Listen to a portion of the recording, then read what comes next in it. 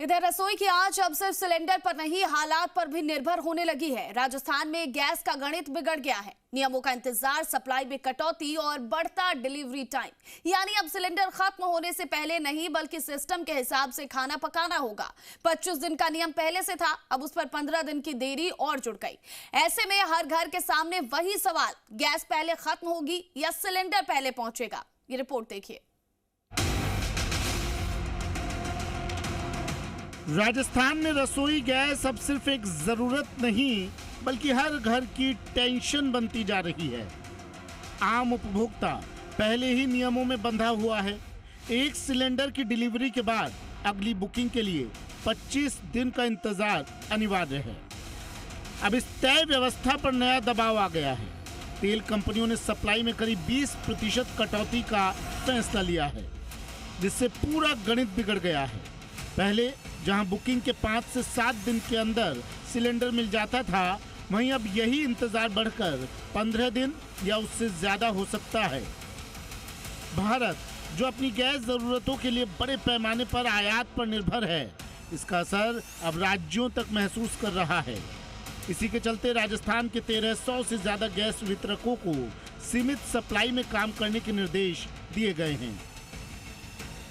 जो normal supplies होती है नॉर्मल डेज में, पैनिक बुकिंग के पहले जो सप्लाई थी, उस सप्लाई के आधार पर 80% सप्लाई देना तय किया है कंपनीज ने। और सप्लाई जो है वो उसी हिसाब से आ रही है, उतनी नहीं आ रही है जितनी की बुकिंग हो रही है।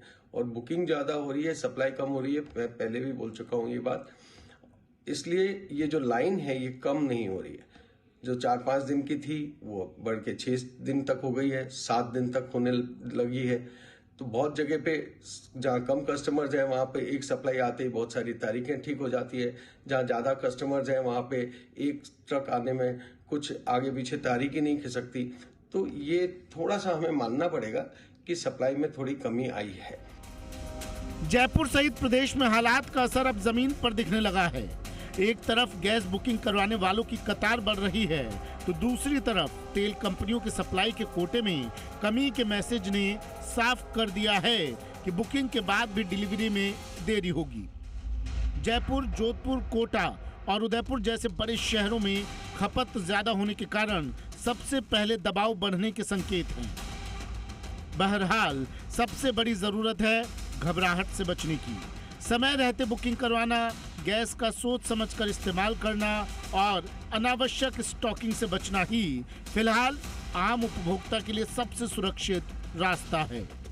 अब नजरें सरकार और रसद विभाग पर है कि वे इस चुनौती के बीच सप्लाई सिस्टम को कितना पारदर्शी और संतुलित बनाए रख पाते हैं। दीपक गोयल, जी मीडिया, जयपुर।